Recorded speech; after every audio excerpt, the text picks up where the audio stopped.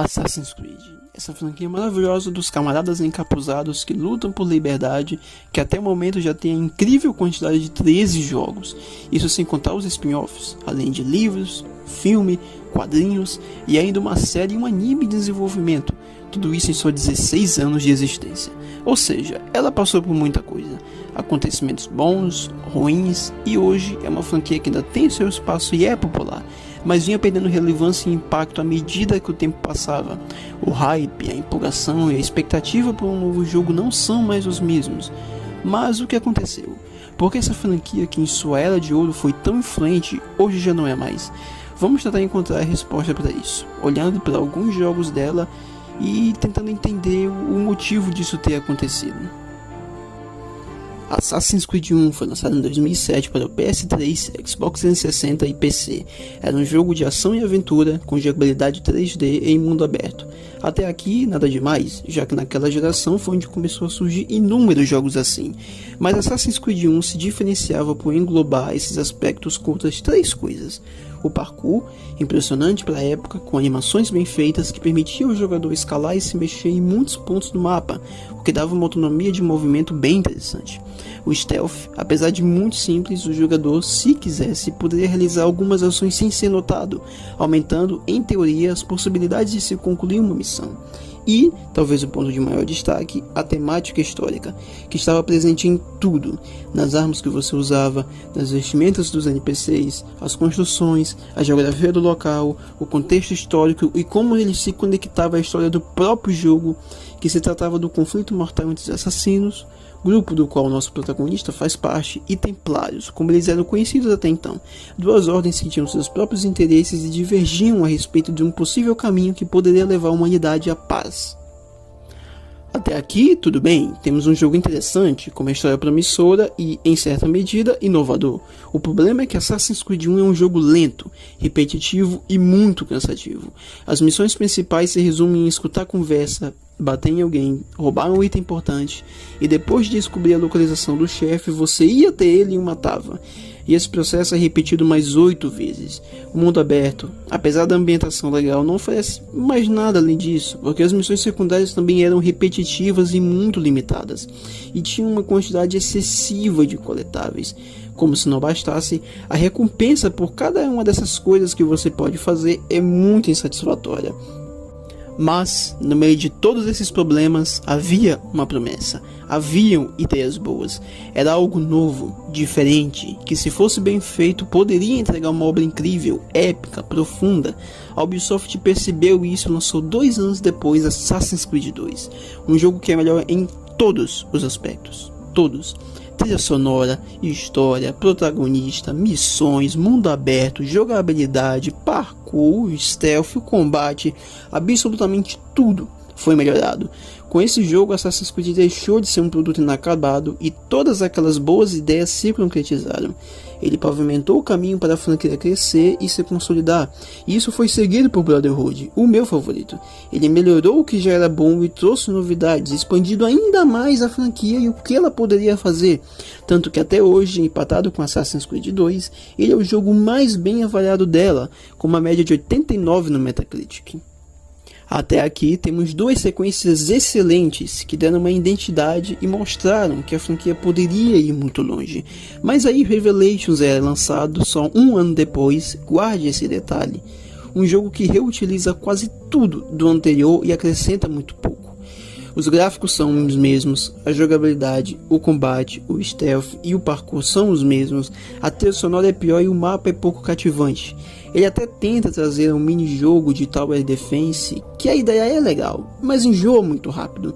As duas únicas coisas realmente relevantes aqui são a lâmina gancho, que é uma ferramenta muito legal e que só esse jogo tem em toda a franquia, e o desenvolvimento do Ezio, que é um personagem incrível. Mas é só isso, e o jogo claramente foi criticado por isso. Então veio Assassin's Creed 3, um ano depois do anterior. Nesse jogo a Ubisoft ouviu as críticas feitas a Revelations e trouxe novidades. Assassin's Creed 3 utilizou um novo motor gráfico, que trouxe visuais verdadeiramente melhores, novas animações, novos elementos de cenário e uma mudança na jogabilidade que impactou a movimentação, o parkour e o stealth. além de um novo protagonista, depois de 3 jogos seguidos com Ezio e novas mecânicas.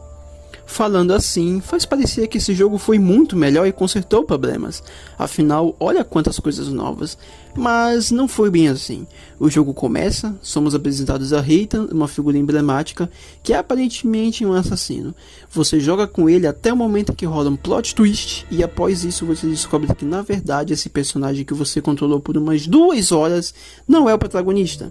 O protagonista verdadeiro é o Kono, e começamos a jogar com ele quando ainda é uma criança, num segmento muito chato. Aí ele cresce, vira um adolescente, você joga mais com ele, finalmente ele vira um assassino e aí sim o jogo começa de verdade. Só nisso já foram mais umas 2 horas, dependendo do seu ritmo, pode ter se passado mais umas 3 horas. Existe aqui claramente um problema de ritmo. O início é muito longo e as partes boas demoram para acontecer. Não bastando isso, as cutscenes do jogo são muito lentas e enroladas, deixando esse problema ainda maior. A história desse jogo, de modo geral, não é grande coisa. O Kono é tão pouco cativante que, para você ter noção, apenas aquelas 2 horas jogando com o Reitan já fazem dele um personagem melhor. Mas não é só na história que o jogo tem problemas. Ele trouxe uma mecânica interessante em que você poderia montar um assentamento próprio, em que outros personagens viveriam, teriam suas próprias rotinas e cada melhoria feita nele te daria uma recompensa. Só que fazer isso dá muito trabalho e leva muito tempo. E para piorar, as recompensas são tão insignificantes que eu não senti falta nenhuma delas depois de ter zerado o jogo. Não trouxe aquele sentimento de descoberta de algo que você fica imaginando o quão legal ou quão útil aquilo seria na campanha. Não, dá para ignorar essa parte por completo. Para falar a verdade, a maioria das missões secundárias desse jogo podem ser ignoradas, que não vão afetar muito o desafio de zerar ele, o que é muito triste. Tivemos então um jogo que trouxe muitas coisas novas, mas contrabalanceou isso com tantos problemas que fizeram com que esse seja um dos capítulos da franquia que os fãs menos gostam, o que é o completo oposto do que foi feito em seguida.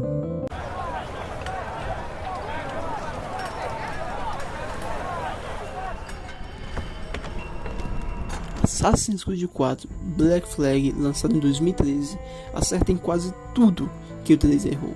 Um protagonista melhor, uma nova temática de piratas, novas mecânicas, mundo aberto mais interessante, história melhor, trilha sonora melhor. Muita coisa nova foi adicionada aqui e muita coisa foi melhorada e consertada do jogo anterior. A grande novidade de Black Flag é a jogabilidade naval. Você pode ter seu próprio navio, navegar com ele livremente pelo mapa do Caribe, melhorar e personalizá-lo e se envolver em batalhas épicas contra outros navios. Muito do jogo é pautado nisso, que é um ponto muito positivo, que tornou ele muito divertido.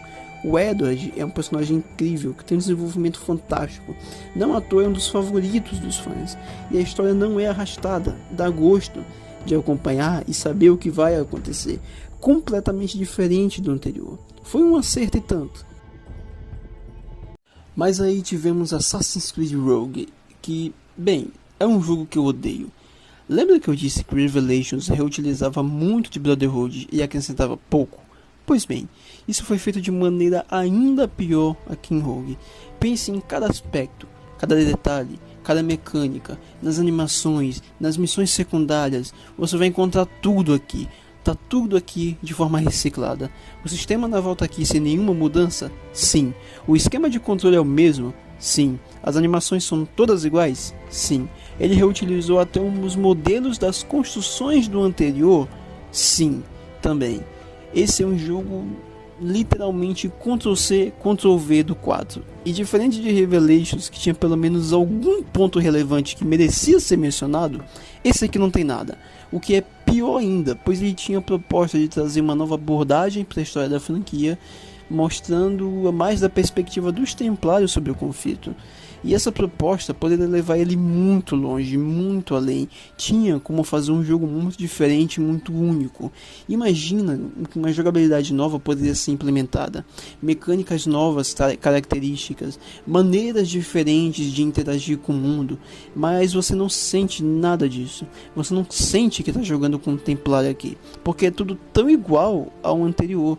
foi um potencial desperdiçado gigantesco. E mesmo que muita gente goste da história, eu não gosto, porque eu rejoguei e percebi que ela tem tanta incoerência, tanta coisa forçada e tanta contradição que não dá. Mas isso merece um vídeo separado. Partimos então para o Unity, lançado no mesmo ano que o Rogue. Que ideia genial! Então, eu gosto muito desse jogo. O Unity trouxe mecânicas novas, gráficos que são bons até hoje, uma ambientação de Paris na Revolução Francesa que é maravilhosa, uma jogabilidade melhorada, o parkour dele é o melhor da franquia, o sistema de stealth foi muito aprimorado e as novas missões secundárias que ele tem, em sua maioria, são muito interessantes de serem feitas, e o jogo é mais recompensador, te dá mais autonomia para completar a maioria das missões, bem como um arsenal maior de ferramentas para que você possa fazer isso. Mas, como nem tudo são flores, o Unity tem um mapa muito poluído de coletáveis. Você abre ele e se depara com e se espanta com a quantidade de baús que existe para pegar, além de uma história que poderia ser melhor, um vilão que não é tão interessante, um protagonista que não é muito cativante e que tem um arco que, se você olhar bem, vai perceber que ele é muito parecido com o do Ezio. E é claro, muitos incontáveis bugs no lançamento. O lançamento desse jogo foi um marco na história de uma forma ruim, porque ele estava completamente quebrado, nada funcionava, era cenário que desaparecia, era rosto de personagem que sumia, era o jogo fechando sozinho, foi um desastre. Hoje ele está jogado, depois de ter recebido 1 milhão de atualizações, o que permite ver hoje todo o ouro que estava escondido por debaixo de tantos problemas técnicos. O Unity vale a pena hoje ser jogado, ser apreciado, ser conhecido e fazer com que ele perca pelo menos uma parte dessa mancha que foi o lançamento dele. É uma pena que esse jogo tenha sido ofuscado por tantos problemas de bugs no lançamento e que não permitiu que a franquia pudesse seguir até mesmo uma linha parecida com essa para evoluir ainda mais, porque o que foi feito aqui é realmente muito bom, mas foi muito ofuscado. Lembra também que eu falei para se lembrar do fato de que Revelations foi lançado só um ano depois de Brotherhood? Isso só foi mudar em 2017 com o Origins, lançado 2 anos depois de Syndicate. A franquia até 2015 só tinha 8 anos de vida e já havia lançado até então 9 jogos principais. E ainda tinha os spin-offs. Houve claramente uma pressa que com certeza impactou no quanto esses jogos poderiam ser melhores. Não é à toa que o segundo jogo foi o marco que foi. Não só teve tempo para ser desenvolvido, como os esforços da equipe foram aumentados em muito. Brotherhood também foi lançado 1 ano depois do anterior, mas é compreensível, já que ele e o 2 foram pensados para serem um único jogo, e ainda assim ele conseguiu se destacar. Assassin's Creed é uma franquia que eu amo, mas ela já sofreu muito, com muitos problemas que infelizmente a impediram de ser muito maior e mais bem sucedida do que é. Eu torço para que um dia volte a mentalidade que a Ubisoft tinha quando acertou em cheio no que ela se propôs a fazer. No 2, no 4, no Brotherhood, no Unity depois das atualizações, equilibrando quantidade, qualidade e sabendo usar o que tem em mãos e o que ainda pode ser feito com isso. Eu poderia ter falado muito mais, mas o vídeo ficaria gigante e acredito que o que foi dito aqui se aplique aos jogos seguintes que eu ainda não joguei, mas pretendo fazer isso um dia. Muito obrigado por ter assistido esse vídeo e até a próxima.